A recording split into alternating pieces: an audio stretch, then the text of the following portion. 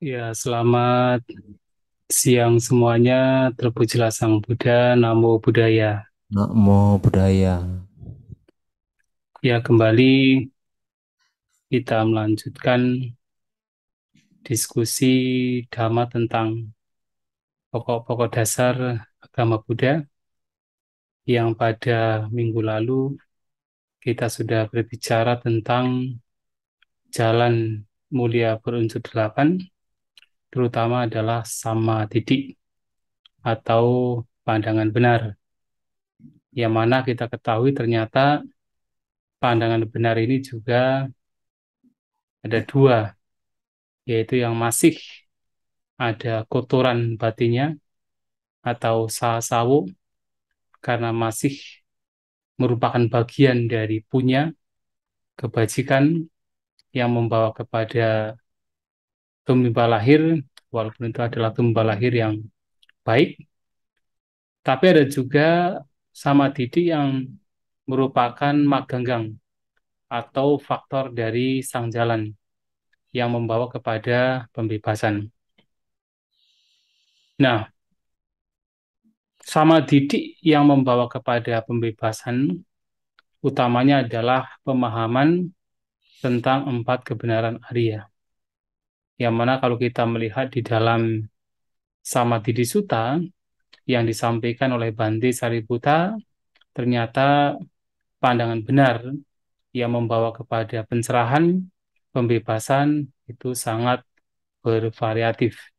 Jadi pemahaman tentang apa itu kusala-kusala beserta dengan akarnya, pemahaman tentang empat jenis makanan itu juga bagian dari sama didik pandangan benar yang kalau itu dikembangkan membawa kepada pembebasan atau akhir dari duka. Nah, kemudian faktor dari sang jalan yang kedua yaitu adalah sama sangkapa, ya, atau sering diterjemahkan sebagai pikiran yang benar. Nah, di sini juga dalam Mahacattarisaka Sutta juga dikategorikan menjadi dua. Jadi sama sangkapan, pikiran yang benar yang mengacu kepada masih ada asawanya, masih ada kotoran batinnya, dan juga ada sama sangkapa yang itu merupakan maganggang atau faktor dari sang jalan yang membawa kepada pembebasan ketika itu dikembangkan. Dan sebenarnya baik yaitu yang masih ada kotoran batinnya dan merupakan yang kedua faktor dari sang jalan, itu sebenarnya faktor yang ada di sana itu sama sebenarnya. Nah, dikatakan bahwa yang pikiran yang benar ini yang masih ada asawanya, masih bagian dari punya atau kebajikan, tidak lain adalah nekama sangkapa, kemudian via pada sangkapa, avia pada sangkapa, dan awihingsa sangkapa. Jadi pikiran-pikiran yang berkenaan dengan nikama, renunciation, atau meninggalkan kesenangan indera, kemudian pemikiran yang bebas dari kebencian atau via avia pada, dan yang ketiga adalah pemikiran atau pikiran yang bebas dari keinginan untuk melukai atau awihingsa sangkapa. Nah, tetapi kemudian ketika tiga hal ini dikembangkan dalam batin seseorang, dan itu semua demi untuk pelenyapan kotoran batin, nah, jadi demi untuk pembebasan, itu adalah maganggang atau faktor dari sang jalan. Jadi ketika seseorang mengembangkan pikiran nikama, aviyapada, dan juga awihingsa, dan itu tujuannya adalah untuk pelenyapan kotoran batin, untuk pembebasan, dikembangkan demi pikiran bebas dari kotoran batin, itu adalah maganggang, atau yaitu faktor dari sang jalan. Nah, sebelum kita bicara tentang yaitu pikiran yang benar, kita pun juga harus tahu, ya, artinya oposisi atau lawan dari pikiran yang benar, yang tidak lain adalah micca sangkapa. Jadi apa itu micca sangkapa adalah pikiran yang tidak benar atau pikiran yang salah. Nah, kalau kita bicara sangkapa itu sebenarnya sangat sinonim dengan witaka. Jadi boleh dikatakan malahan itu sebenarnya kata lain dari witaka. Jadi sangkapa, witaka, bahkan istilah waci sangkara itu merupakan bagian-bagian dari sangkapa atau sinonimnya atau bahkan itu padanannya dari kata sangkapa. Jadi apapun bentuk pemikiran witaka itu adalah sangkapa. Maka kalau kita bicara tentang sangkapa, baik itu micca sangkapa ataupun sama sangkapa, kita sebenarnya bicara tentang witaka. Nah, witaka artinya pikiran, jadi pikiran yang bergerak. Jadi ini berbeda dari yang yaitu samadhi. Kalau samadhi itu pandangannya. Sementara sangkapa itu adalah pikiran yang bergerak, reaksi dari ketika seseorang memiliki pandangan tertentu. Maka dikatakan bahwasanya eh, dari pandangan tertentu, maka seseorang memiliki pemikiran. Nah, ketika orang punya pandangan yang salah, ya pandangannya salah, pemahamannya salah, maka cara berpikirnya juga salah. Nah, cara berpikir inilah yang sebenarnya disebut sebagai sama atau mica atau sangkapa. Apakah itu nanti mica sangkapa atau nanti adalah sama sangkapa. Tergantung pandangan yang dia miliki, pemahaman yang dia miliki. Nah, berbicara tentang mica sangkapa atau pikiran yang tidak benar, pikiran yang salah, ya, jadi harus tahu yang pikiran yang benar. Karena lawan dari pikiran yang benar adalah pikiran yang salah. Kalau tadi pikiran yang benar tidak lain adalah nekkhamma sangkapa, maka lawan dari nekkhamma sangkapa adalah kamma sangkapa atau dengan kata lain kamma vitaka.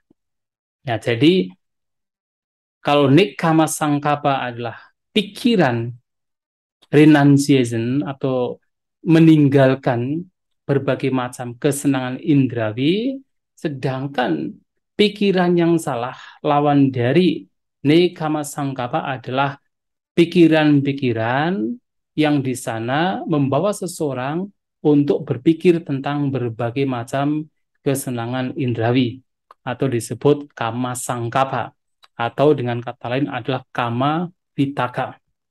Nah, yang kedua, kalau sama sangkapa adalah avya pada sangkapa atau pikiran yang bebas dari kebencian atau pikiran-pikiran yang buruk.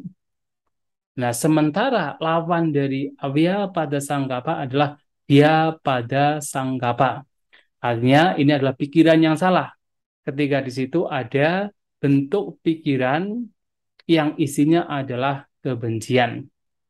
Nah, kemudian kalau tadi sama sangkapa adalah avi hingsa sangkapa atau avi hingsa vitaka atau pikiran yang di situ mengarah kepada seseorang untuk berpikir melukai yang lain atau merugikan yang lain.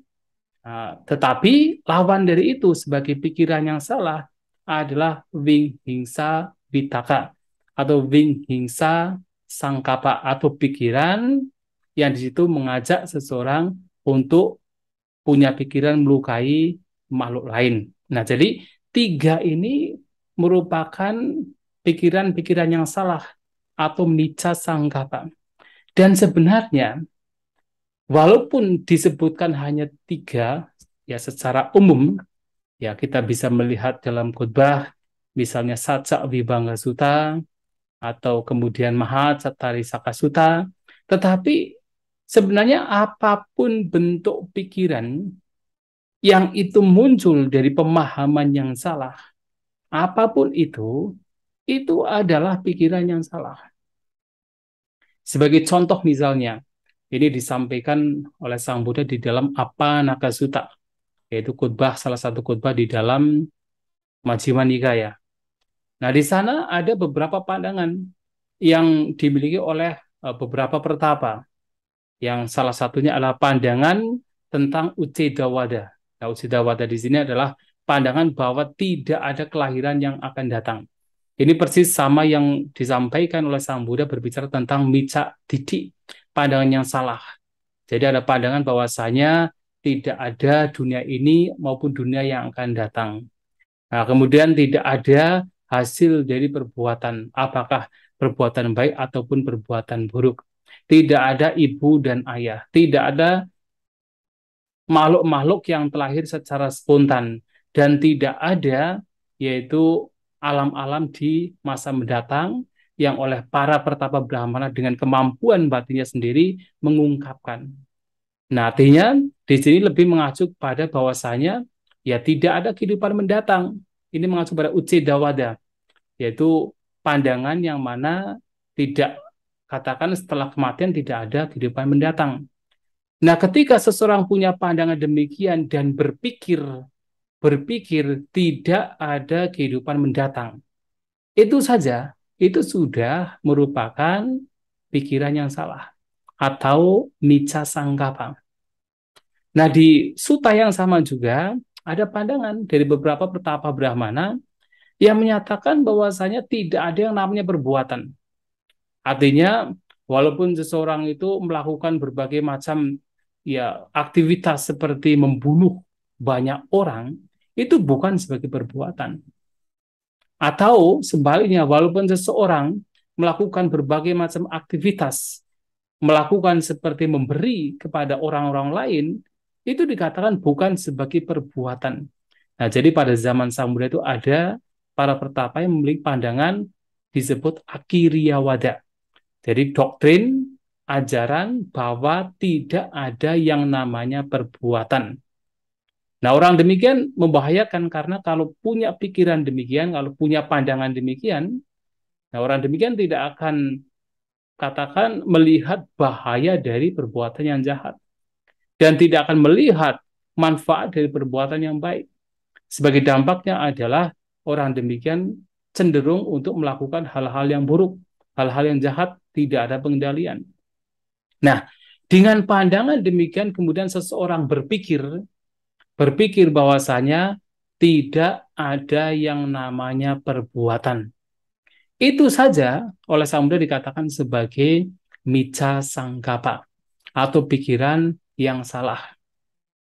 Dan kemudian di sutta yang sama juga disampaikan kalau kemudian ada beberapa Brahmana pertapa yang punya pandangan yang disebut sebagai Nattikawada atau ajaran bahwa ya tidak ada yang namanya kekuatan manusia. Nah, jadi ada pandangan bahwasanya manusia itu tidak punya kekuatan.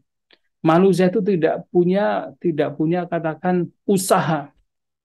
Jadi orang mau terkotori hatinya atau mau katakan terbersihkan batinnya itu itu terjadi secara alami. Jadi tidak ada sebab dan kondisi. Jadi tidak ada sebab dan kondisi seseorang batinnya terkotori, seseorang batinnya menjadi bersih.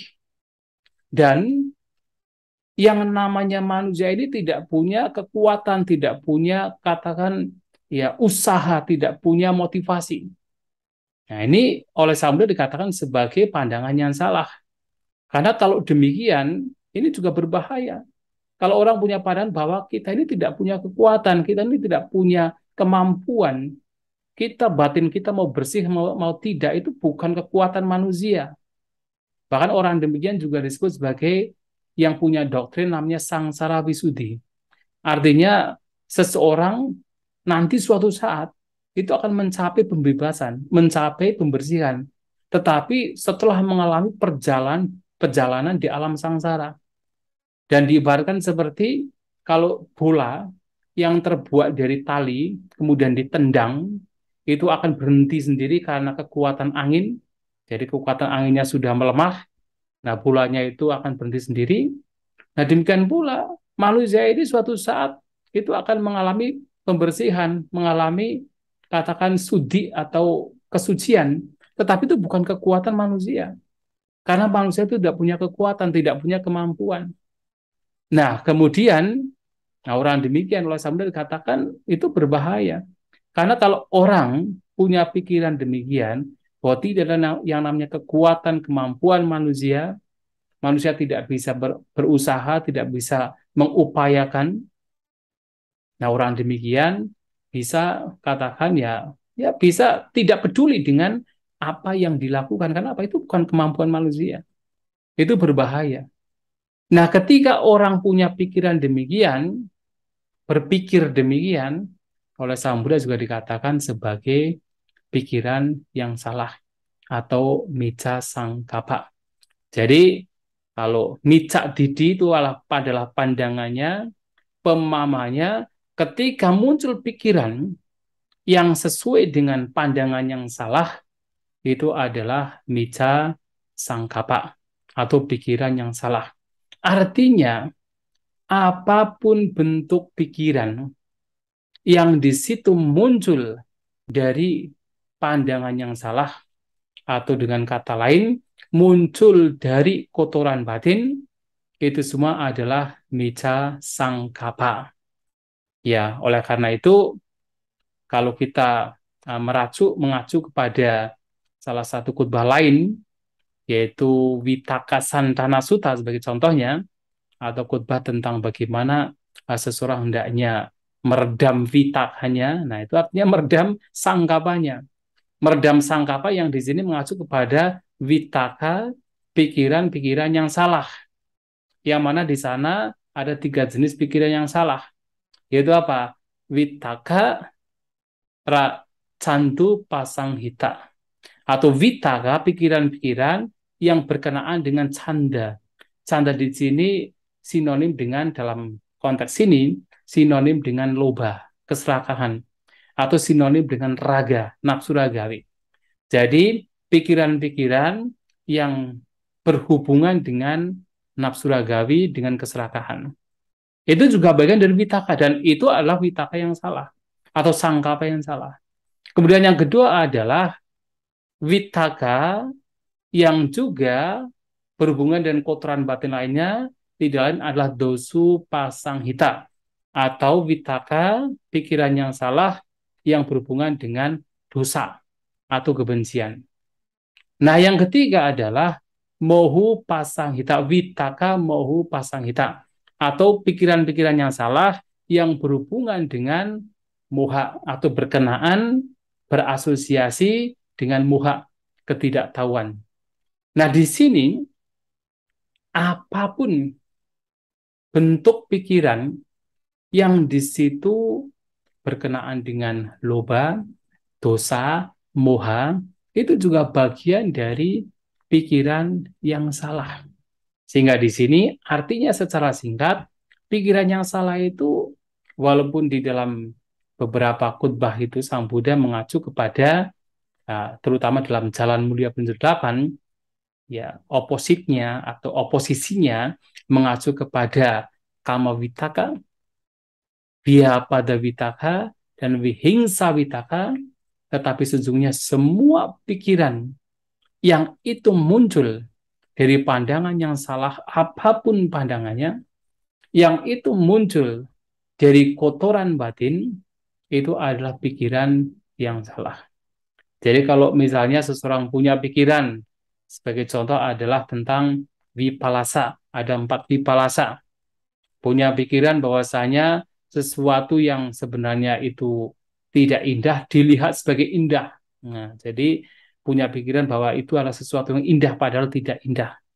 Yang sebenarnya asubha tidak sebagai subha dan dipikirkan. Ada pikiran demikian, itu adalah pikiran yang salah. Atau sesuatu yang sebenarnya adalah tidak kekal, anicca, tetapi dilihat sebagai, dipikirkan sebagai kekal. Dianggapnya, digagas, dipikir bahwa itu sebagai kekal. Itu adalah pikiran yang salah. Atau sesuatu yang sebenarnya bagian dari dukkha, penderitaan. Tapi kemudian dipikirkan, dipikir, dianggap bahwa itu adalah sebagai yang memberikan kebahagiaan, itu juga pikiran yang salah. Atau sesuatu yang sebenarnya adalah anatta, tanpa diri, tanpa self, tapi dilihat, dipikir, ya, dalam pikiran muncul pemikiran, ini adalah diri, ini adalah self, ini adalah entitas, itu adalah pikiran yang salah. Maka apapun bentuk pikiran yang di situ muncul dari pandangan yang salah, itu adalah pikiran yang salah. Ya, tetapi tiga hal ini memang menjadi dominan secara umum, terutama adalah yang pertama, yaitu kama vitaka. Nah, kama vitaka itu memang dominan sekali. Karena pada umumnya manusia ini kan memang berada di alam kama wacara, berada di alam di mana ya di apa kelilingi dengan berbagai macam kesenangan indrawi. Maka kama vitaka ini, pikiran-pikiran tentang kesenangan indrawi ini memang sangat dominan. Nah, oleh sebab itu di berbagai khutbah Sang Buddha, ya beliau menyampaikan berbagai macam yaitu penjelasan mengenai bahaya dari kama vitaka, bahaya dari pikiran-pikiran yang berhubungan dengan kesenangan indrawi. Ya, salah satu yang sering disampaikan oleh Sang Buddha adalah mengingatkan kepada kita semua, apa sadakamang bikawe bahu duko bahu upayasa adi nawo bawa bio. Bahwasanya kesenangan indrawi itu, wahai para biku, memiliki sedikit kepuasan. Jadi apa sadang? Apa itu sedikit? Asada itu artinya kepuasan, kenikmatan. Jadi kesenangan indrawi itu memiliki sedikit kepuasan. Sementara penderitaannya itu lebih banyak. Penderitaan dan juga keputusasaan yang muncul disebabkan karena orang mencari mengejar kesenangan indrawi itu lebih besar bahu. Dan lebih besar lagi bahwa bio adalah adinawa, bahaya. Bahaya dari kesenangan indrawi itu jauh lebih besar lagi.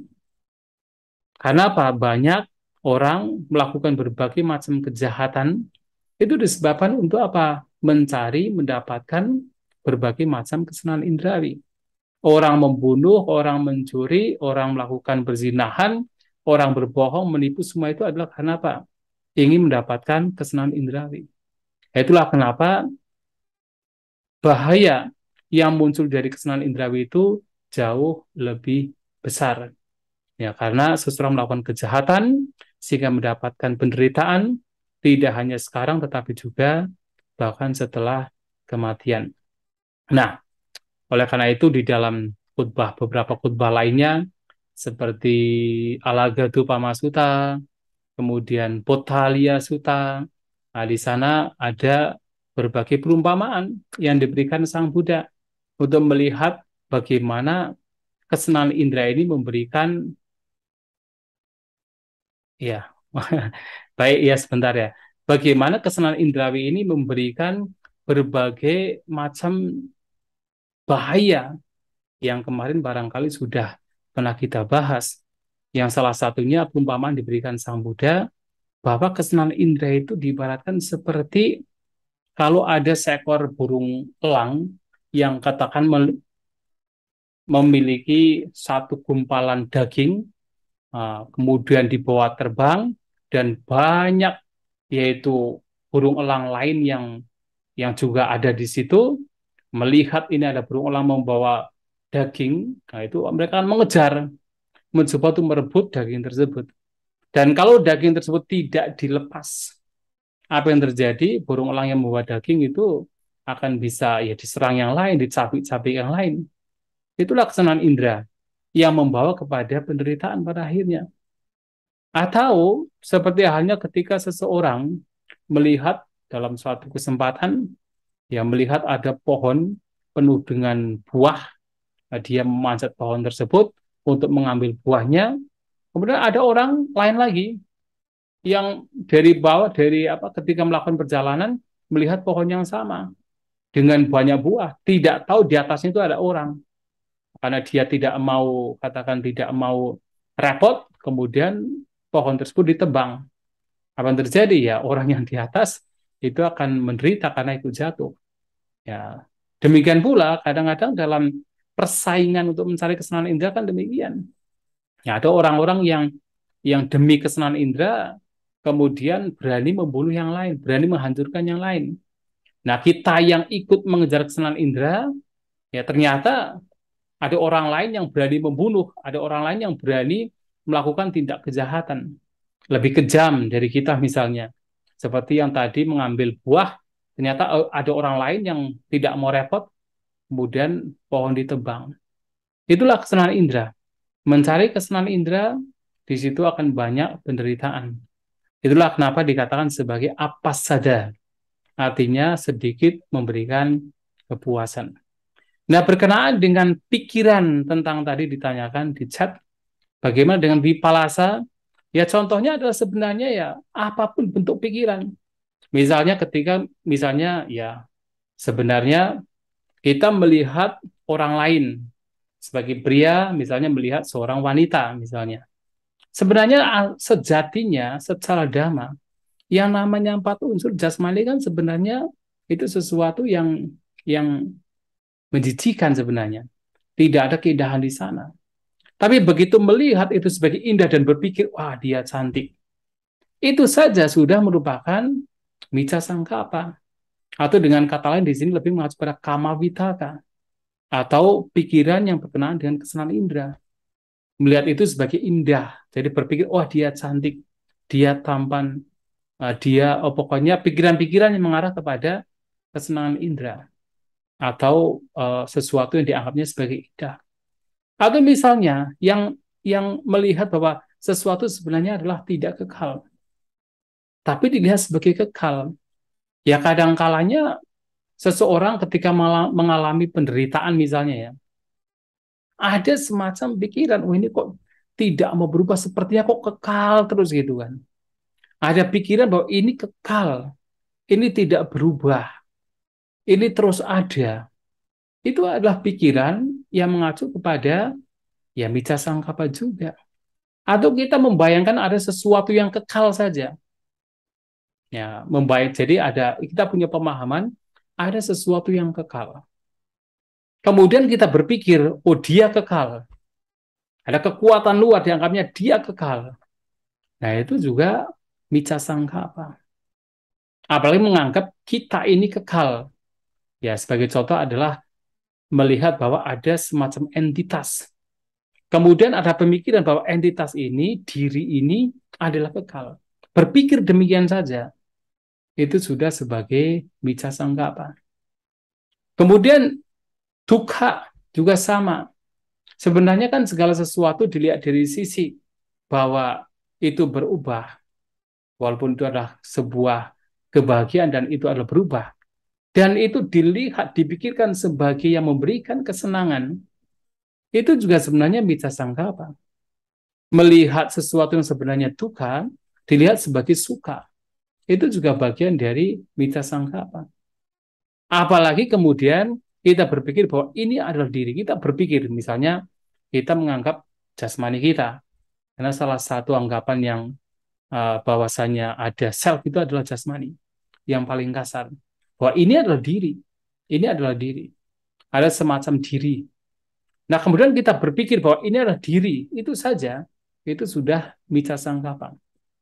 Jadi ini terkadang memang seseorang kadang bingung, ya ada orang yang bingung antara pandangan dengan sangkapa, antara didi dengan sangkapa. Jadi kalau didi itu sendiri hanya sekedar pemahaman saja, sekedar pengetahuan saja, ya sekedar pandangan saja. Tetapi kalau sangkapa itu sudah berpikir, berpikir sesuai dengan pandangan tersebut. Maka itu disebut sebagai vitaka. Jadi sangkapa itu adalah vitaka. Berpikir berkenaan dengan pandangan tersebut. Kita punya pandangan bahwa yang kita rasakan ini adalah diri self. Kemudian kita memunculkan pikiran, berpikir, berucap dalam batin kita. Ya, berucap dalam batin kita. Maka kan di Mahacattarisaka Sutta, ya sangkapa itu juga di situ salah satu definisinya adalah waci sanggara. Waci sanggara adalah ucapan-ucapan dalam batin. Sebelum kita berbuat, kita berbuat menggunakan jasmani, ada ucapan-ucapan dalam batin. Nah, ucapan dalam batin inilah yang itu adalah waci sangkara, ini adalah vitaka. Ini adalah sangkapa. Nah, oleh sebab itu, dalam hal ini, ya kita berpikir, kita berucap dalam batin, ini sebagai self, sebagai diri, itu adalah sebagai juga micca sangkapa.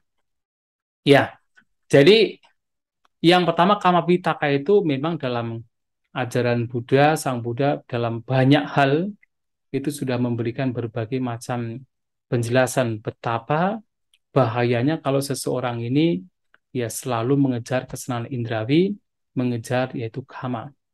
Nah, kalau di dalam khotbah lain juga penting untuk disampaikan di sini bahwa kama vitaka ini juga muncul karena sebab. Sebabnya apa? Jadi, pertama adalah adanya kama dhatu. Ya, kama dhatu. Kama dhatu artinya elemen yang berkenaan dengan kesenangan indrawi. Jadi, apapun hal, apapun bentuk kondisi yang berkenaan dengan kesenangan indrawi itu disebut kama dhatu. Nah, dari kama dhatu muncullah kamasanya. Ya, kamasanya, persepsi tentang kesenangan indrawi. Nah, dari kamasanya muncullah kama vitaka. Pikiran-pikiran berkenaan dengan kesenangan indrawi. Nah, kama vitaka ini yang juga disebut sebagai kama sangkapa. Dan menarik sekali, kenapa kama vitaka ini muncul dari kamasanya. Coba kalau kita perhatikan di dalam Madhupindika Sutta. Sana kan Sang Buddha menyampaikan, termasuk adalah Bante Mahakaccayana menyampaikan, ketika berbicara tentang sanya dan juga vitaka, beliau mengatakan begini, satu contohnya, dengan adanya mata dan bentuk, maka muncullah kesadaran mata. Dengan ketiganya muncul, maka muncullah pasak kontak. Nah, dengan adanya kontak sebagai kondisi, maka muncullah vedana, perasaan. Kemudian yang vedeti tang sanjanati. Apa yang seseorang rasakan, itulah yang dia persepsikan. Artinya dengan adanya vedana, maka muncul sanya. Nah, kemudian yang sanjanati tang vitaketi. Apa yang seseorang persepsikan, kemudian dia pikirkan. Nah, jadi dengan adanya sanya, maka muncul vitaka. Jadi apa yang seseorang itu kenali, apa yang seseorang persepsikan, itu yang kemudian dia berpikir. Nah, berpikir itulah yang disebut sebagai vitaka. Maka dari kamasannya, persepsi-persepsi berkenaan dengan kesenangan indrawi, gambaran-gambaran berkenaan kesenangan indrawi, itu kemudian memunculkan pikiran yang berkenaan dengan kesenangan indrawi. Maka kamasannya di sini itu harus dilenyapkan, atau katakan persepsi-persepsi tentang gambaran-gambaran tentang kesenangan indera itu harus dilenyapkan. Nah, untuk apa? Untuk tidak memunculkan vitaka atau kama vitaka atau kesenangan, ya, vitaka pemikiran berkenaan dengan kesenangan indrawi. Nah, dari kama vitaka maka muncullah yang disebut sebagai kama canda. Nah, kama canda yang sering kita kenali dengan salah satu dari 5 rintangan batin. Ketika seseorang berpikir tentang hal-hal yang sifatnya kesenangan indrawi, maka akan muncullah desire, keinginan untuk mendapatkan kesenangan indrawi. Itu disebut kama canda. Ya, jadi kalau di dalam meditasi, yaitu kan kama canda ada macam keinginan. Nah, keinginan itu muncul dari apa? Karena adanya pemikiran. Pemikiran muncul dari apa? Karena ada persepsi, ada gambaran tertentu. Maka ketika seseorang bermeditasi dan bisa untuk tidak sampai kepada kama canda, begitu ada persepsi tentang keindahan itu muncul, langsung disadari, dilenyapkan, itu baik. Tidak membawa kepada pemikiran. Tapi kalau kemudian sudah terlanjur ada pikiran demikian, karena persepsinya tidak bisa dihindari, sudah terlanjur ada pemikiran demikian, ya sudah, itu disadari, dilenyapkan. Agar tidak memunculkan keinginan. Nah, tetapi kalau sudah muncul keinginan untuk menikmati kesenangan indera, ya, itu pun juga harus dihandle. Ya, kama canda harus dihandle. Nah, kalau kama canda ini tidak dihandle, desire atau keinginan untuk menikmati kesenangan indera itu tidak dihandle, tidak dilenyapkan, maka seseorang akan terseret kepada kama parilaha. Parilaha itu seperti demam. Jadi demam kesenangan indrawi. Dari keinginan untuk menikmati kesenangan indrawi itu menjadikan seseorang menjadi demam. Artinya menjadi seperti ya katakan demam. Demam itu keinginan yang berlebihan. Kerinduannya artinya merindukan kesenangan indrawi. Jadi seperti demam, parilaha, kesenangan indrawi. Jadi merindukan kesenangan indrawi. Dan kalau sudah merindukan kesenangan indrawi, kalau kama parilaha ini tidak dilenyapkan, maka seseorang akan terseret untuk apa? Mencari kesenangan indrawi, yaitu kama pariyesana, mencari kesenangan indrawi. Kalau kita telusuri lagi, ya dalam kita mengacu pada khotbah-khotbah lain, biasanya kalau sudah pariyesana, sudah mencari, ya kemudian seseorang sudah akan mendapatkan. Kalau sudah mendapatkan, seseorang mulai menghitung-hitung.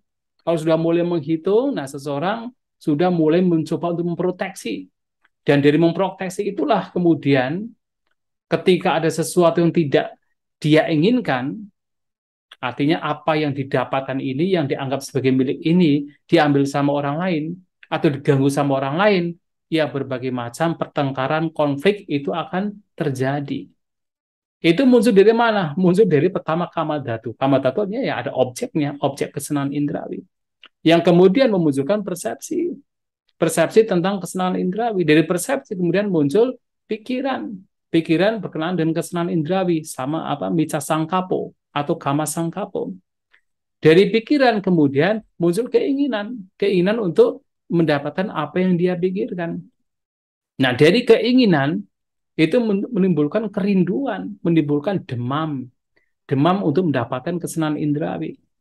Nah, dari demam untuk mendapatkan kesenangan indrawi, nah seseorang kemudian akan mencari apa yang dia inginkan, apa yang dia rindukan. Kalau sudah mendapatkan, wah nanti berbagai macam konflik, nah itu akan terjadi. Maka di sini harus dipotong. Dipotongnya dari mana ya? Dari mana saja yang bisa kita mendeteksinya, kemudian kita mencoba untuk memotongnya.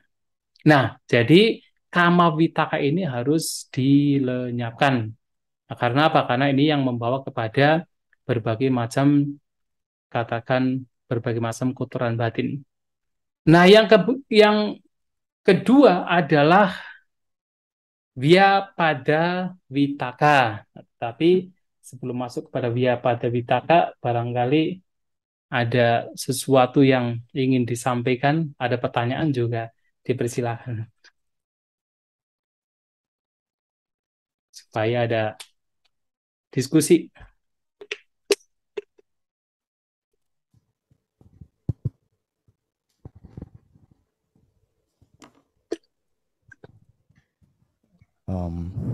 Mandami Bante. Ya, baik. Berkenaan topik hari ini berkenaan kama sangkapa.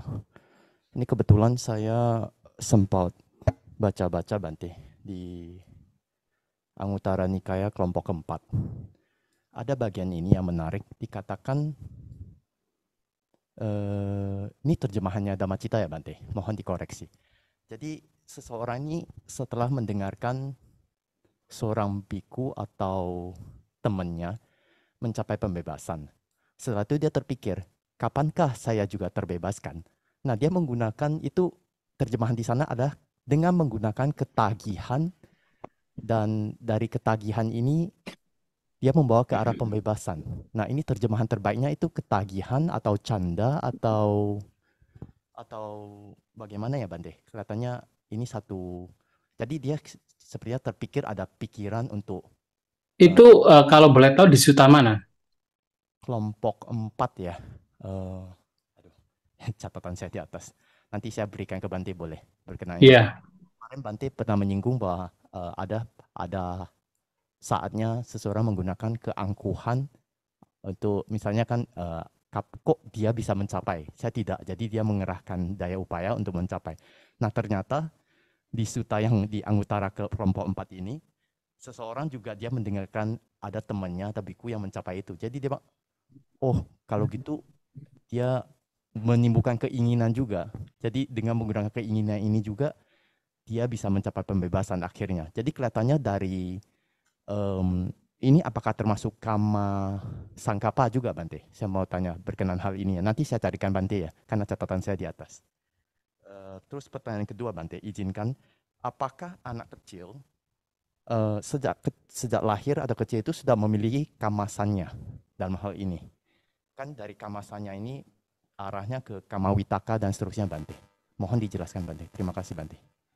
Iya, saya tidak tahu yang suta yang mana, tetapi memang ada suta yang mengatakan bahwasanya dengan menggunakan, sebenarnya istilah yang digunakan adalah mana. Mana itu lebih mengacu kepada pembandingan, walaupun sering diterjemahkan sebagai keangkuhan atau kesombongan kan di dalam bahasa Inggris, yaitu diterjemahkan sebagai conceit atau kesombongan. Yang mana memang Sang Buddha mengatakan bahwasanya mana itu bisa dihancurkan dengan mana. Diawali dengan yaitu katakan memiliki mana untuk menghancurkannya. Nah, bagaimana? Mana itu adalah pembandingan. Jadi seperti ketika Sang Buddha menyampaikan bahwa si A atau si B itu telah mencapai kesucian. Kemudian ya biku lain yang merasa dia kenal dengan si A atau si B yang oleh Sang Buddha ditetapkan sebagai orang yang mencapai kesucian, kemudian berpikir, wah, dia saja bisa kok masa saya tidak bisa. Nah, di situ ada pembandingan. Nah, dengan dia berpikir, oh dia saja bisa, kenapa saya tidak bisa? Itu ada kotoran batin juga. Karena di situ ada pembandingan, ada mana. Ya, tetapi dari mana di sini, seseorang termotivasi. Termotivasi untuk bisa terbebaskan. Nah, sehingga hal tersebut ya membantu sebenarnya. Membantu seseorang untuk bisa terbebaskan dari kotoran batin, tetapi mengarah kepada yang baik. Karena mau tidak mau, ya kadang kalau kita itu juga masih membutuhkan.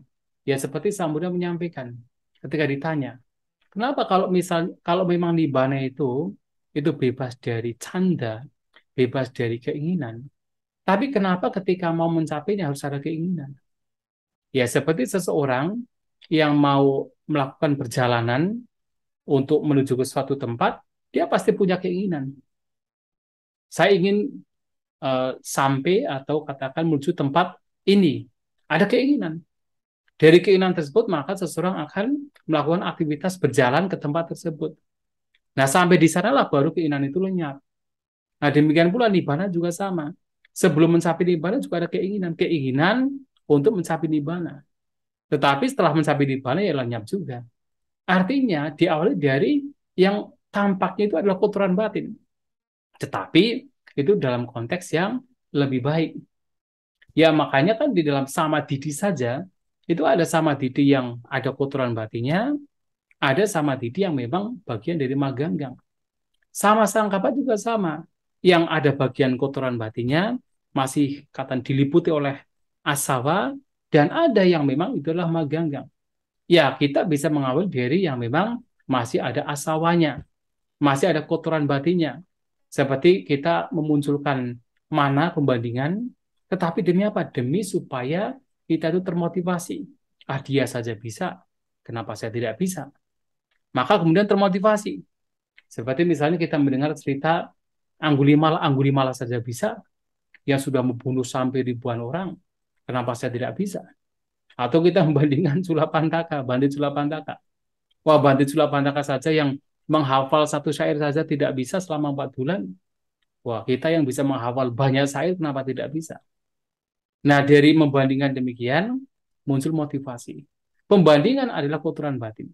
Tetapi kemudian muncul motivasi untuk bisa melakukan yang terbaik. Itu masih sesuatu yang baik, dan itu masih kita butuhkan. Nah, itu ada, tetapi untuk istilah yang digunakan itu istilah mana yang setahu saya pernah membaca, hanya saja saya lupa kitab sucinya apa, sutanya di mana, tetapi itu saya pernah membaca itu adalah mana. yang dimaksud pembandingan. Nanti Nah, saya, kemudian ya, izin saya nanti lesson kedua saya bawakan turun ya Bante. Saya ada buat catatan di atas. oh ya, baik baik silakan. Bisa di-share. Silakan Bante, pertanyaan kedua Bante. Yang kedua adalah apakah seorang anak kecil itu punya kamasannya? Walaupun dia itu anak kecil, selama dia itu masih ada pikiran-pikiran untuk menikmati kesenangan indera, itu semua muncul dari kamasannya, persepsi yang berkaitan dengan kesenangan indera. Dan memang sepertinya itu muncul ketika seseorang baru dilahirkan. Maka di dalam salah satu khutbah Sang Buddha dikatakan ketika anak masih kecil baru lahir, nah dia itu belum tahu apa-apa. Tapi kemudian mulailah oleh orang tuanya diberi berbagai macam permainan, boneka ini boneka itu. Mulai muncullah kemelekatan. Oh. Muncullah yaitu anuruddha aviruddha. Jadi semacam ini sesuatu menyenangkan kemudian mulai dilekati. Ketika kemudian mainan yang dia lekati kemudian diganggu, diambil yang lain, muncullah yaitu perlawanan aviroda, ketidaksenangan, ketidaksukaan. Maka ketika seorang anak sudah mulai mendapatkan sesuatu dan situ sudah ada kesenangan untuk mendapatkan itu, di situ sudah ada kamasanya. Kama vitaka sudah ada, kamasa itu muncul dari kamasanya. Ya, sehingga ketika seorang anak saja baru lahir, kalau kita mau mendidik ya baru lahir dan dia menangis, itu saja kan muncul dari apa? Dari pikiran, dari persepsi. Persepsi yang memunculkan pikiran-pikiran tidak menyenangkan. Nah, pikiran yang tidak menyenangkan ini lebih kepada vyapada. Tetapi kemudian vyapada ini juga tidak bisa dikatakan, tidak bisa dipisahkan dari kama. Mengapa seseorang itu membenci sesuatu? Karena dia melekati sesuatu yang menyenangkan. Nah, kemelekatan terhadap sesuatu yang menyenangkan itu karena apa? Disebabkan oleh kama vitaka. Kama vitaka yang muncul dari kamasanya. Apalagi kalau seorang anak kecil sudah mulai menyusui. Nah, jadi ketika dia mendapatkan kenikmatan dari air susu ibunya, itu sudah sebenarnya muncul, itu sudah bagian dari, yaitu kalau sudah ada keinginan untuk menikmati air susu ibunya, itu sudah kama canda. Dan kama canda muncul dari apa? Pikiran, yaitu kama vitaka, pikiran tentang kesenangan indera. Dan pikiran tentang kesenangan indera itu muncul dari persepsi, gambaran yang sudah dia ciptakan berkenaan dengan kesenangan indera. Maka sejak kecil sekalipun seorang anak itu sudah memiliki kamasanya, kama vitaka, kama canda. Itu sudah memiliki. Setidaknya seperti yang disampaikan Sang Buddha di dalam ada satu sutta yaitu Mahamalunkia Buddha Sutta, setidaknya adalah kecenderungan yang begitu halus berkenaan dengan raga, nafsu ragawi, bahkan seorang anak kecil pun sudah memiliki yang halus. Nah, sehingga di sini ya, apakah kamasanya sudah dimiliki? Pasti sudah dimiliki. Kama vitaka sudah. Kama canda saja sudah dimiliki. Ya, begitu Baik, ya, Auso. suara Bante makin kecil sepertinya. Ya Bante, nggak apa-apa. Ya itu aja sih Bante. Baik Bante, terima kasih penjelasannya. Tapi surat nanti kalau saya kecil nanti malahan bentar ya. Nah,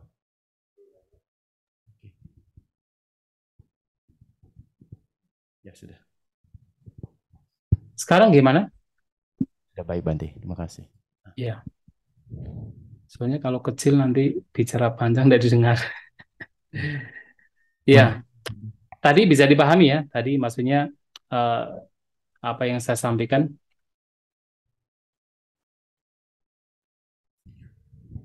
Sudah Bante, terima kasih Bante. Oke, baik. Wanami Bante, Ya, mohon izin bertanya. silakan. Ini terkait dengan apa yang dijelaskan tadi bahwasanya antara sangkapa dan vitaka itu adalah hal yang sama ya Bante ya? Iya. Atau kalau saya memberikan apa cara mudah untuk definisinya yaitu cara berpikir kita begitu. Nah, terkait dengan cara berpikir ini, eh, bagaimana bisa cara berpikir ya, ini dapat mempengaruhi bahkan tubuh seseorang itu bagaimana, dan apakah ini, kalau tadi sudah membuat kesimpulan itu, apa karena memang memang apa namanya, pancakanda itu karena saling terhubung kemudian menyebabkan, ya, cara berpikir itu juga menyebabkan tubuh kita apa namanya, mendapatkan dampak dari cara berpikir itu, dan cara berpikir ini atau Witaka Sangkapa itu masuk di bagian mana, di bagian Sangkara atau di mana Bante? Kemudian terkait dengan definisi dari nama, cita, winyana, kemudian Sangkapa dan Witaka itu, apakah itu semuanya saling terhubung atau bagaimana Bante? Terima kasih Bante. Iya, ini gambarnya bolak-balik ini sendiri, bolak-balik sendiri ya.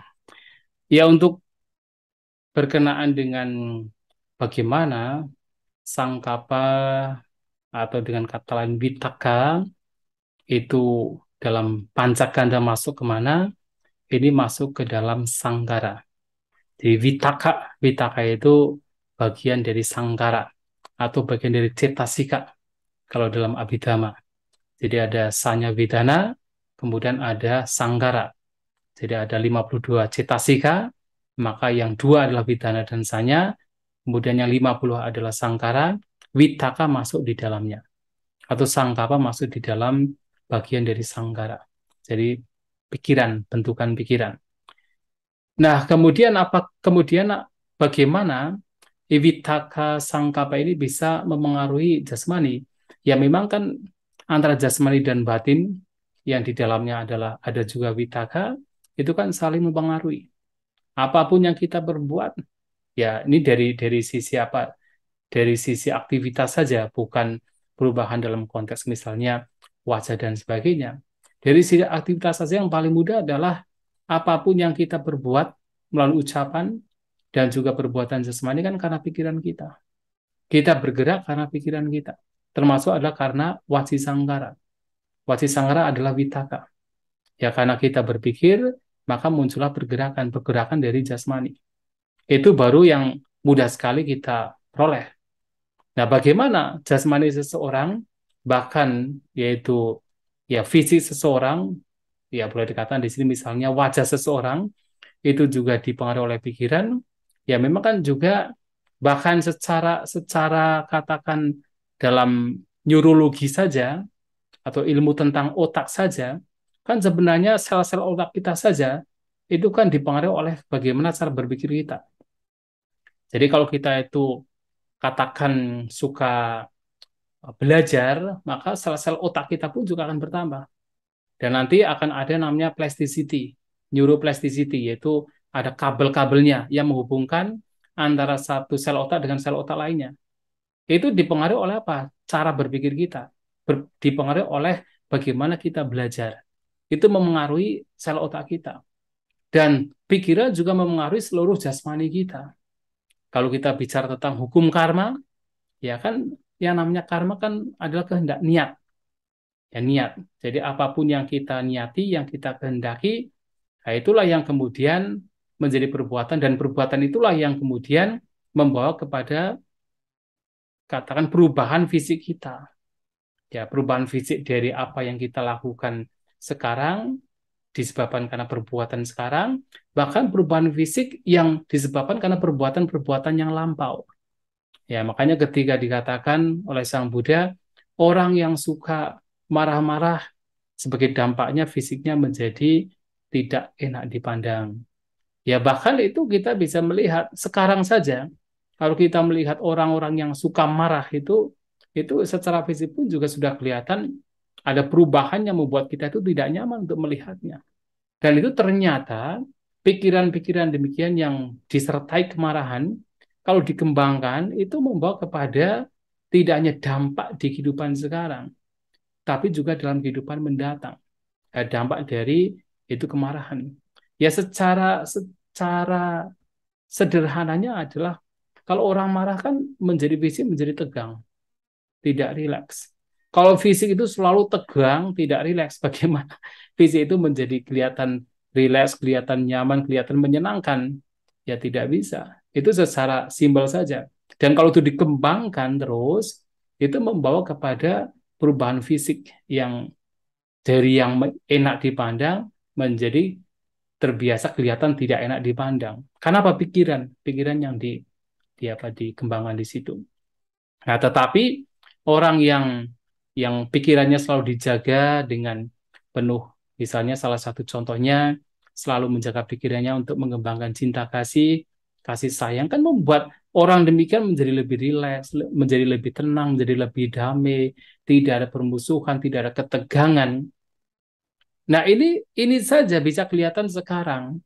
Orang demikian cenderung memiliki ya penampakan yang nyaman, yang enak dipandang.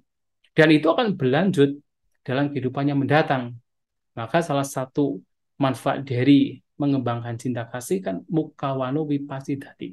Jadi wajahnya akan kelihatan cerah atau dengan kata lain enak dipandang. Nah, itu juga bagaimana pikiran kita memengaruhi jasmani kita.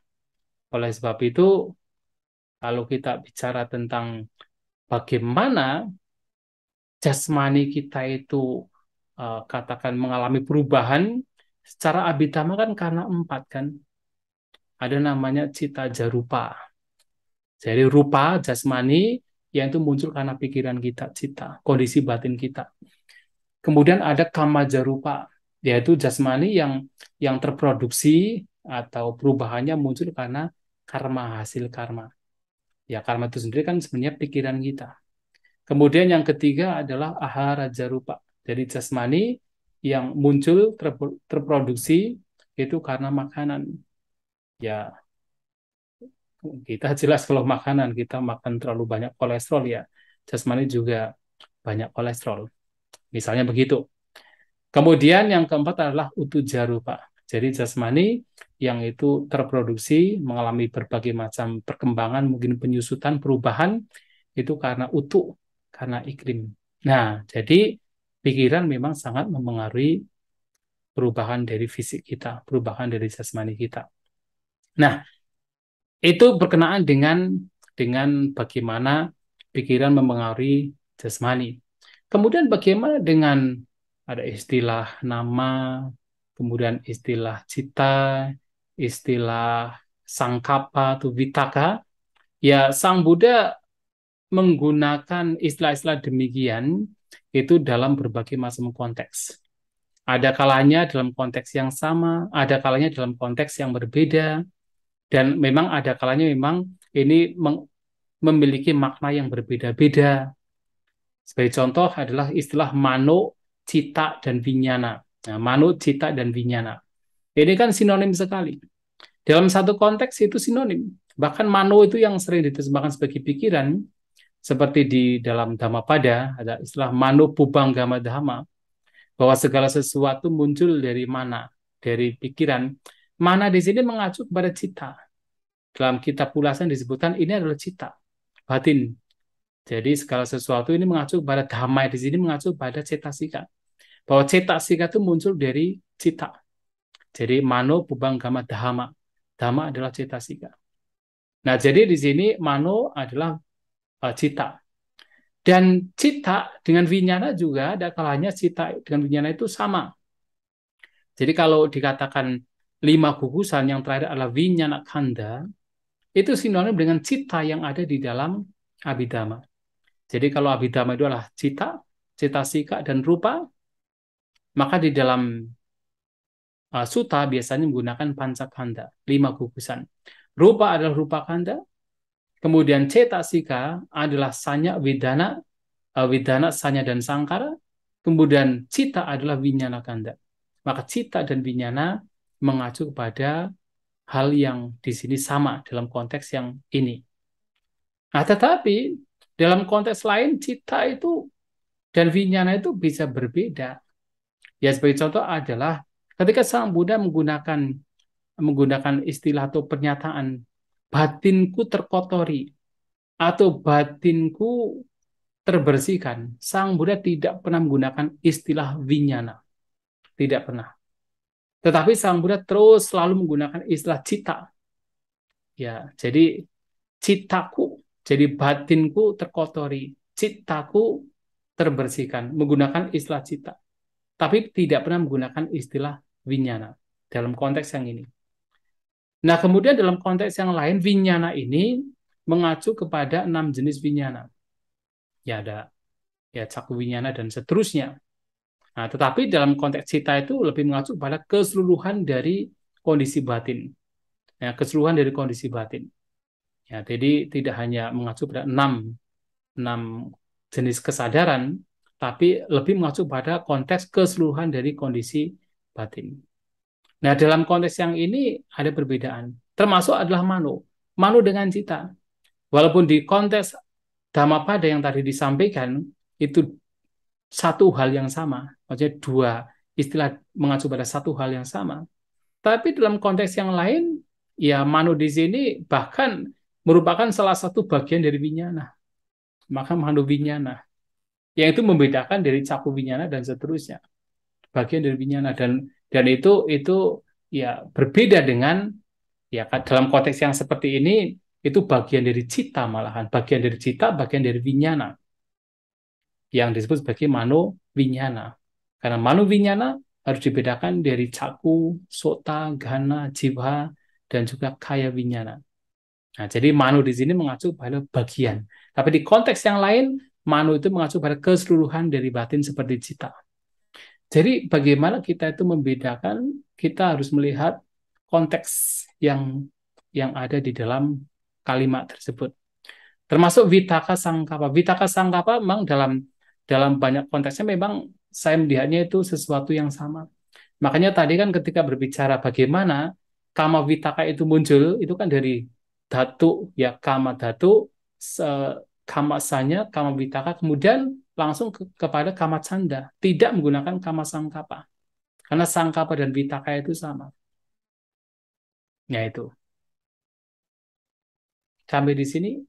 Iya baik. Kalau iya Bante, kalau boleh memberikan satu apa namanya opini begitu Bante, pernyataan begitu, sehingga dengan apa namanya witaka begitu ya, dengan witaka yang benar, yang diarahkan atau disertai nilai-nilai luhur itu dapat membawa batin ya, itu mengarah ke pembebasan ya Bante ya. Oh iya, betul. Itu wimuti. Oh Iya. iya baik Bante. Itu Terima kasih. pasti ya karena kan memang justru salah satu dari faktor sang jalan kan memang ya vitaka yang benar atau sangkapa yang benar sama sangkapa. Maka itu yang harus kita arahkan. Nah, tapi untuk mengarahkan yang itu kan yang mica sangkapa harus dipahami juga. Nah, jadi sekarang kita berbicara mica sangkapa. Yang pertama tadi adalah kama sangkapa atau kama vitaka. Yang itu oleh Sang Buddha di berbagai khotbah beliau katakan kita diingatkan untuk bagaimana tidak terseret oleh kama vitaka.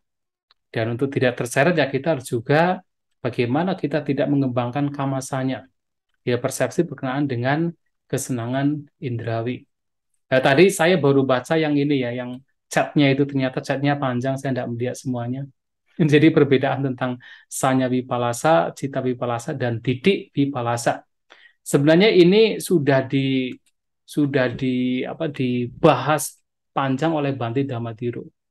Ya di dalam ketika dulu kita ada yang tahun kemarin ada pembahasan di masa wasa itu sudah dibahas oleh beliau.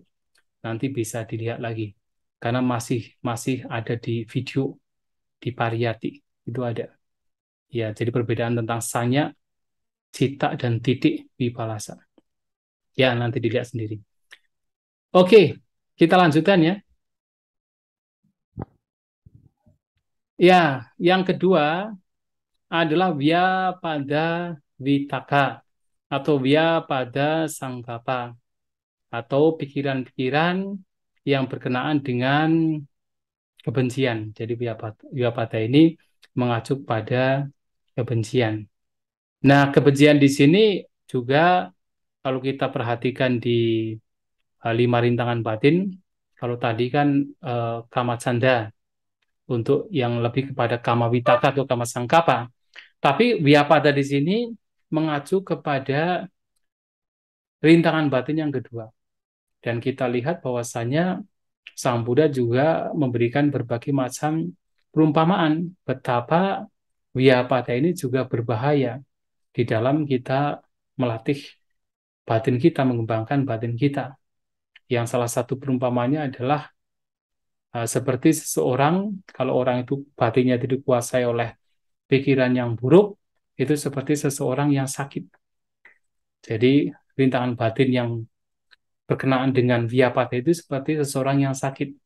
Artinya kalau seseorang itu sakit, dia apapun makanan, apapun minuman atau nyamikan yang dia makan, dia cicipi, dia tidak merasa enak. Semua terasa hambar, terasa pahit. Nah, demikian pula apapun ketika batin seseorang dikuasai oleh Vyapada, apapun nasihat wejangan dhamma yang diberikan oleh seseorang, orang demikian tidak merasa katakan menerima. Kenapa? Batinnya dikuasai kemarahan, batinnya dikuasai oleh kebencian. Dia tidak akan menerima apapun nasihat wejangan yang disampaikan oleh orang lain. Nah, seperti orang yang sakit, walaupun itu makanan yang enak sekalipun, itu rasanya sama. Rasanya adalah hambar. Rasanya tidak menyenangkan. Maka Vyapada ini harus dilenyapkan. Dalam perumpamaan lain, Vyapada juga diumpamakan seperti yaitu air yang bergulak. Jadi air yang direbus. Jadi ketika kita ingin menggunakan air sebagai cermin untuk melihat wajah kita, ya bayangan dari jasmani kita, kita membutuhkan air yang tenang, air yang bersih, tetapi kemudian air itu bergulak karena direbus. Nah, karena air itu bergulak karena direbus, sehingga tidak bisa digunakan untuk melihat bayangan kita. Nah, demikian pula, kalau kita ingin melihat batin dan jasmani sebagaimana adanya, melihatnya itu sebagai anicca, sebagai dukkha, sebagai anatta, termasuk sebagai asubha, maka kebencian ini pun juga harus dilenyapkan. Vyapada ini harus dilenyapkan. Jangan sampai muncul Vyapada. Nah, Vyapada ini seperti halnya tadi, yaitu Kamma Vitaka, itu juga muncul karena adanya Vyapada dhatu.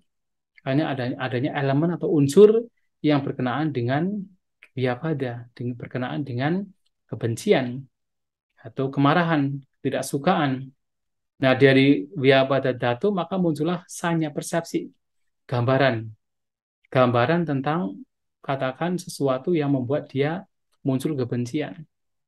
Dari gambaran tersebut, dari persepsi tersebut, maka muncullah yaitu vitaka, yang muncul pikiran. Jadi kalau kita dalam bermeditasi, sudah ada gambaran yang nantinya bisa membawa kepada katakan pikiran yang buruk, kemarahan, kebencian, maka segera itu dilepaskan. Segera itu dikatakan disadari, dihancurkan. Agar tidak memunculkan pikiran. Ya, sebenarnya kalau kita ini bermeditasi, mengembangkan perhatian, ya kalau sudah biasa, biasanya kita akan mendeteksi dengan mudah. Jadi begitu ada gambaran tertentu, kita sudah tahu ini akan membawa kepada kebencian. Oh, ini akan membawa kepada kesenangan indera. Maka begitu ada persepsi atau gambaran yang berkenaan dengan kebencian, apapun itu harus segera dideteksi. Agar tidak memunculkan pemikiran tentang kebencian. Nah, tetapi kalau sudah muncul, ya itu juga harus dihandle. Agar tidak memunculkan, ya ada Vyapada canda, ada keinginan yang berkenaan dengan kebencian. Tidak hanya pikiran lagi, tapi ada keinginan. Ada canda juga. Kemudian ada muncul parilaha juga, demam. Menjadi menjadi ada kerinduan tentang kebencian tersebut. Nah, kemudian bisa muncul ya katakan searching atau mencari hal-hal yang berkenaan dengan kebencian. Nah, itu biasanya sudah katakan termanifestasi ke dalam ucapan maupun perbuatan jasmani kalau sudah demikian. Nah, oleh sebab itu Vyapada ini juga penting untuk dilenyapkan. Nah, Vyapada ini biasanya terdiri dari 10 Jadi seperti halnya kebencian, Vyapada juga sama, terdiri dari 10 jenis, yaitu berkenaan dengan yang terutama adalah yang 9 berkenaan dengan makhluk, kemudian yang 1 berkenaan dengan objek yang bukan makhluk. Artinya bagaimana? Kebencian muncul ketika kita berpikir, oh dia sedang merugikan saya. Ketika berpikir dia sedang merugikan saya, itu muncul kebencian. Oh dia akan merugikan saya, muncul kebencian. Oh dia telah merugikan saya, muncul Vyapada. Jadi 3. Jadi sedang, kata kita bisa mengawal dengan dia akan merugikan saya, dia sedang merugikan saya, dia telah merugikan saya. Itu 3. Kemudian juga ketika kita berpikir, dia akan merugikan orang yang saya cintai. Nah, ketika berpikir demikian, itu juga kebencian bisa muncul. Atau berpikiran, dia sedang merugikan orang yang saya cintai. Muncul juga kebencian. Atau punya pikiran, dia telah melakukan atau telah merugikan orang yang saya cintai. Nah, ada 6. Itu juga bisa menimbulkan Vyapada.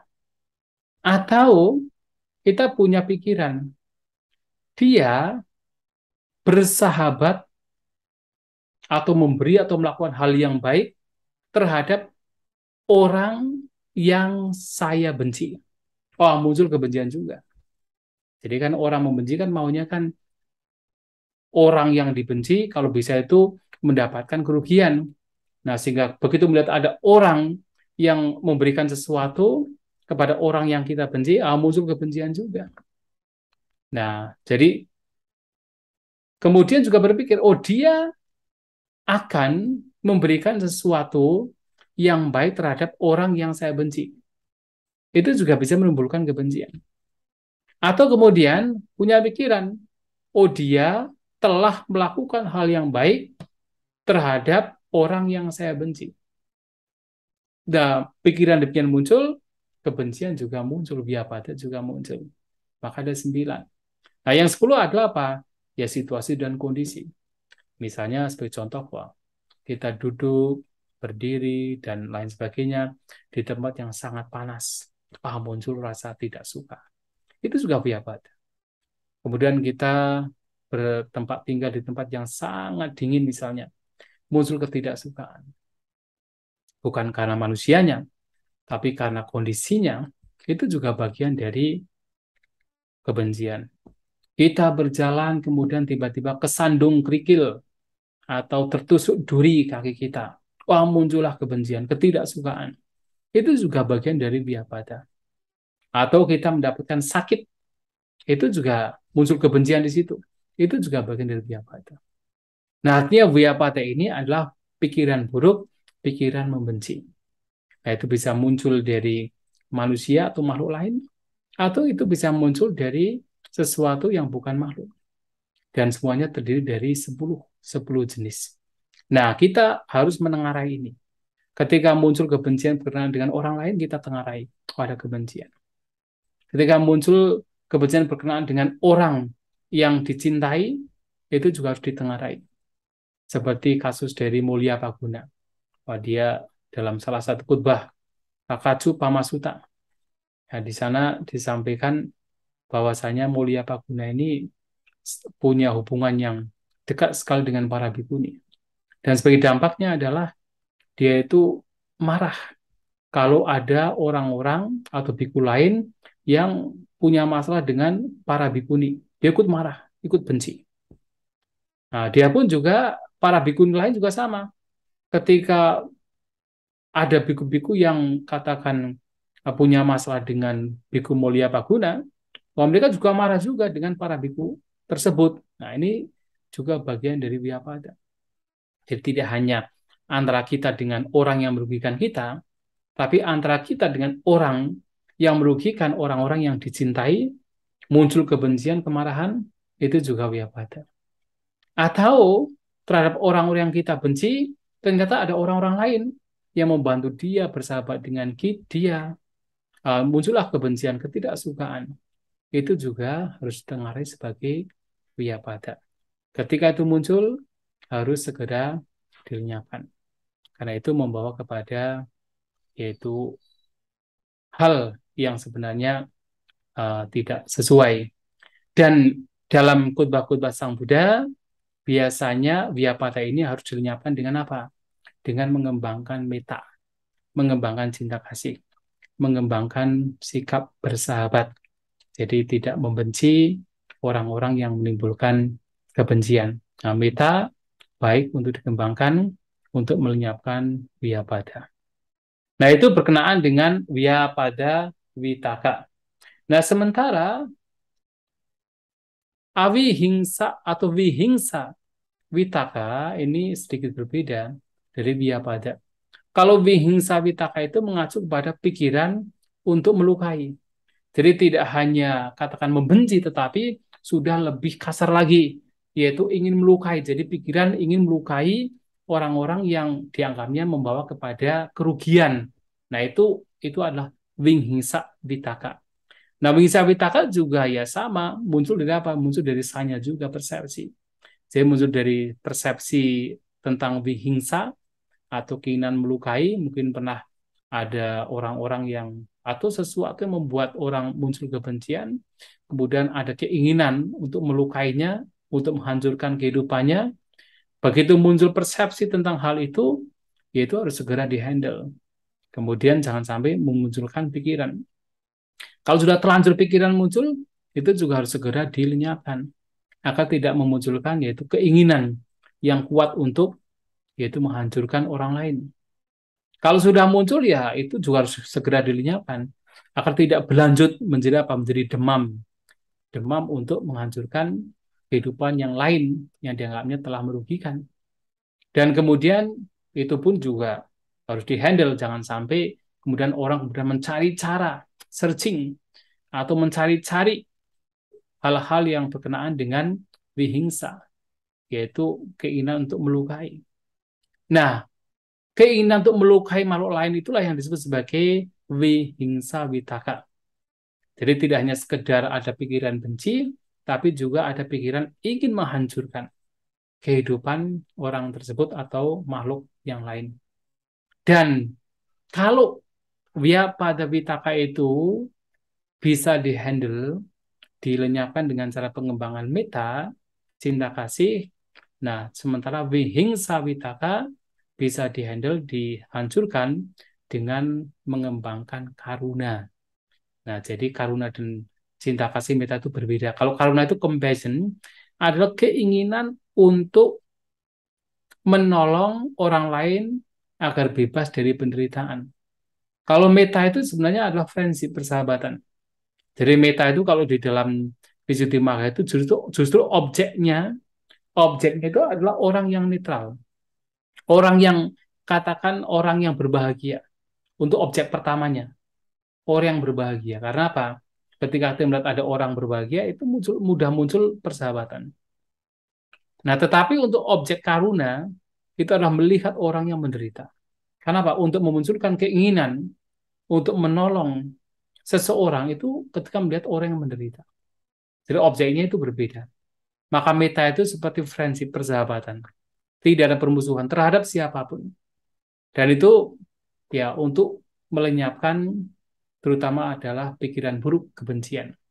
Tetapi untuk melenyapkan keinginan untuk melukai, keinginan untuk menghancurkan kehidupan yang lain adalah dengan compassion, dengan karuna, dengan kasih sayang. Ya, untuk menumbuhkan kasih sayang, menumbuhkan karuna, maka pikiran yang mengarah kepada keinginan untuk melukai, menghancurkan kehidupan yang lain, itu bisa dilenyapkan. Nah, itu disebut sebagai yaitu cara untuk menyiapkan vihingsa witaka yang adalah karuna atau kasih sayang. Ya, sampai di sini barangkali ada satu pertanyaan yang ingin disampaikan, bisa dipertanyakan.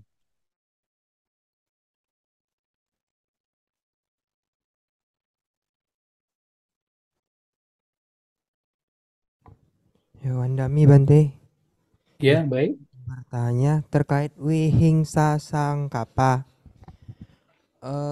Ada kasus di masyarakat yang ketika melihat orang melakukan suatu hal yang dianggapnya itu adalah jahat, ada pandangan untuk memberikan hukuman kepada orang ini dengan pikiran supaya orang ini jangan mengulangi lagi perbuatan yang dianggap jahat tersebut. Dan pemikiran itu mengandung wihingsa di dalamnya, ingin supaya orang itu juga merasakan kesakitan, mengalami kehancuran dalam hidupnya sampai seperti itu. Bagaimana pendapat Bante terhadap pemikiran yang seperti ini, Bante? Maksudnya untuk menghukum orang tersebut supaya jangan mengulangi lagi perbuatannya gitu, Bante. Terima kasih. Iya. Kalau di situ masih ada unsur kebencian, masih ada unsur supaya dia itu merasakan penderitaan sakit, itu ya termasuk bagian dari wihingsa, bagian dari pikiran untuk melukai yang lain. Tetapi kalau betul-betul murni, tujuannya adalah supaya dia itu ya sadar, menjadi disiplin, tidak ada keinginan supaya dia itu merasakan sakit, merasakan katakan ya supaya terlukai, tidak demikian, tapi betul-betul supaya dia itu sadar, itu barangkali belum tentu sebagai wihingsa witaka. Ya seperti misalnya di sangga ada dandakama, yaitu ketika ada samanera yang melakukan kesalahan kemudian ada hukuman. Hukumannya apa? Harus nyapu, ngepel, bersih-bersih. Itu dandakama. Itu supaya dia disiplin, supaya dia itu katakan tidak teledor, tidak lengah dengan peraturan yang dia lakukan. Nah, pikiran yang demikian ya itu bukan sebagai wihingsa witaka. Kalau pikirannya adalah memang betul-betul supaya dia itu menjadi disiplin. Tapi kalau sudah sampai ada keinginan supaya dia menjadi terluka, menjadi sakit, itu sudah bagian dari wihingsa witaka. Apalagi itu muncul dari sebuah kebencian. Itu wihingsa witaka. Jadi harus dibedakan antara kita itu punya kebijaksanaan betul-betul supaya dia itu menjadi lebih baik, atau dia itu ya punya keinginan supaya dia itu terluka, orang lain terluka, orang lain menjadi menderita. Itu berbeda. Atau seperti misalnya seorang anak kecil. Ini ada satu sutanya, Abhaya Raja Kumara Sutta. Nah, itu ada seorang, misalnya ada seorang anak kecil yang tiba-tiba dia itu mengambil mungkin ada kerikil atau ada katakan kayu kecil dimasukkan ke mulut. Kalau dia kerikil tersebut tidak segera dikeluarkan, itu berbahaya sekali bagi anak kecil tersebut. Kemudian si pengasuh atau mungkin orang tuanya mengambil paksa, yaitu kerikil yang sudah masuk hampir masuk melewati leher, tenggorokan. Itu dipaksa karena kalau tidak dipaksa juga tidak bisa. Dan itu melukai sebenarnya. Tapi tujuan orang tua atau pengasuhnya itu bukan untuk melukai orang tersebut, tetapi supaya dia selamat, yaitu bukan sebagai, walaupun ada luka di situ, itu bukan sebagai wihingsa witaka. Nah, tetapi untuk kasus yang tadi ditanyakan, itu tergantung apakah dia sekedar ingin supaya orang itu terluka, menderita, atau sekedar supaya dia disiplin. Kalau hanya sekedar supaya dia disiplin dan memberikan hukuman yang sewajarnya, tidak sampai babak belur, ya itu sebenarnya itu tujuannya berbeda. Tidak harus itu wingsa witaka. Ya, begitu ya. Jadi kalau ada orang yang bertanya kepada kita, mungkin sebaiknya kita nasihatin untuk dia menghilangkan dulu kebencian di dalam dirinya sendiri dulu ya, Bante. Betul, itu penting sekali. Ya, Baik, ya. terima kasih, Bante.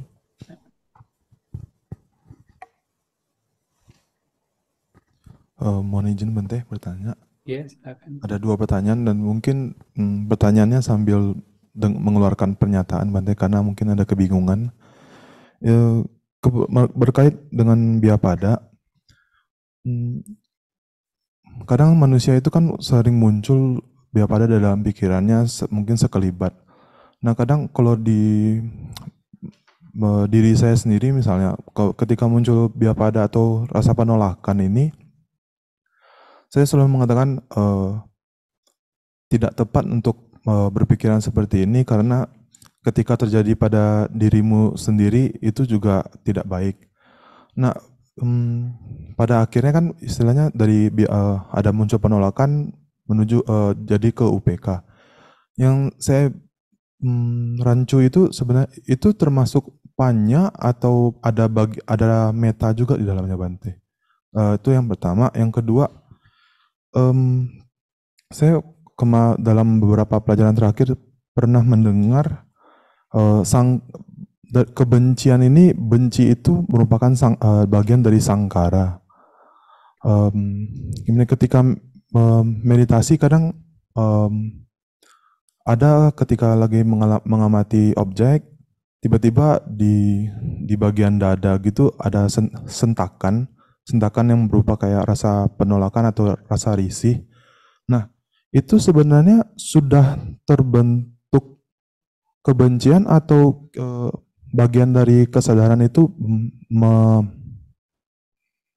mengetahui objek, Bante. Itu yang saya masih bingung sih. Semoga bisa kalau Iya, apakah Bante paham maksudnya saya? iya, iya, iya, baik. Ya, makasih Bante. Ya, ketika pada waktu itu yang pertama, maksudnya yang pertanyaan pertama, ketika bermeditasi, kemudian ada pikiran kebencian muncul, ketidaksukaan muncul, kemudian di situ dimunculkan pikiran yang lain, pemahaman tentang ini tidak baik, ini tidak membawa kepada pembebasan misalnya, itu adalah kebijaksanaan. Itu adalah hal yang baik dan memang itu harus dilakukan. Dan apakah di situ ada cinta kasihnya? Kalau kemudian di situ juga disertakan di sana batin yang kemudian tidak memunculkan permusuhan terhadap orang yang awalnya itu memunculkan kebencian, nah di situ adalah juga ada cinta kasih.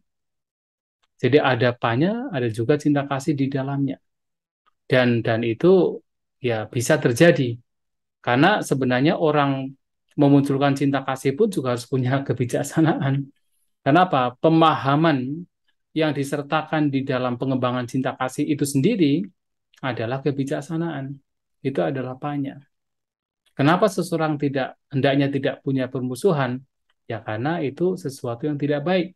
Mengetahui itu tidak baik saja, itu adalah panya kebijaksanaan. Maka dalam kondisi seperti itu, panya dan meta itu bisa bisa ada di sana, bisa ada di dalam kondisi batin seperti itu. Itu yang pertama.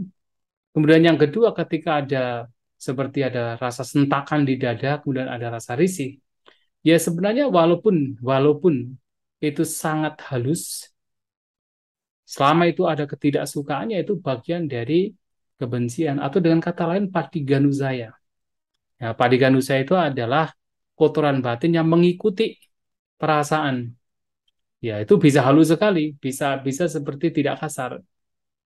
Nah, sehingga ketika ada rasa sentakan di dada kemudian ada rasa risih sedikit saja, itu sudah bagian dari patiganusaya. Nah, itu pun juga harus segera, walaupun itu adalah halus, walaupun itu seperti tidak signifikan, itu harus segera di handle juga, harus segera dilenyapkan juga. Karena memang kan pada akhirnya kotoran batin harus dilenyapkan dari yang paling kasar sampai yang sehalus-halusnya. Itu pun juga bagian yang harus disadari dan juga diseimbangkan, dibuat menjadi UPK. Seperti tadi ada Viyapada, kemudian ada penyadaran, ada pemahaman, ada kebijaksanaan, kemudian memunculkan UPK. Itu pun juga sama. Yang terakhir, pertanyaan terakhir juga sama. Ya, saya kira demikian ya. Oh, Bante, mohon maaf Bante. Ya. Itu yang dari sentakan dan rasa risih itu yang bagian sangkara itu yang di Oh, mana ya Bante? Ayo. pemikiran tentang sentakan itu, risih itu adalah itu sanggara. Sedangkan ketika ada katakan rasa tidak senang, rasa tidak nyaman, ya sebenarnya betul sekali kalau Bante Dhamma dulu menggunakan istilah pengenyaman ya. Seperti kita tuh mengenyam sesuatu yang tidak menyenangkan, itu adalah perasaan. Itu perasaan. Tetapi begitu ada pikiran yang tidak suka di situ, itu adalah sanggara. Ketika kita mengenali kondisi tersebut dengan yaitu objeknya berupa gambaran tentang apa yang menjadi sentakan, gambaran dada dan sebagainya, itu adalah sanya. Ketika memahami, katakan tahu ada kondisi tersebut demikian, ada penyadaran di situ, ada pengetahuan di situ. Nah, yang mengetahui itu adalah vinyana. Dalam pengalaman tersebut sebenarnya 5 gugusan itu ada di sana semua. Nah, jadi pemikirannya adalah sangkara tentang sentakan tersebut, mengenalinya melalui gambaran batin itu adalah sanya, mengenyam perasaan yang tidak nyaman karena itu ada risih di situ adalah wedana. Sementara rupanya di mana, jasmaninya di mana? Ya 4 unsur itu. Kepadatannya, karena di dalam sentakan di situ ada kepadatan, di situ ada mungkin ada udara atau gerak. Itu adalah unsur unsur gerak, unsur kepadatan. Di situ ada temperaturnya itu adalah jasmaninya atau satu dhatu, 4 unsurnya, 4 unsur jasmani. Semuanya di sana. Baik, terima kasih Bante. Iya. Saya kira ini istirahat dulu ya sebentar ya. Ini sudah jam 3 lebih 7 menit. Nanti pertanyaannya nanti disambung. Ya, istirahat dulu Bante. Ya, istirahat dulu ya.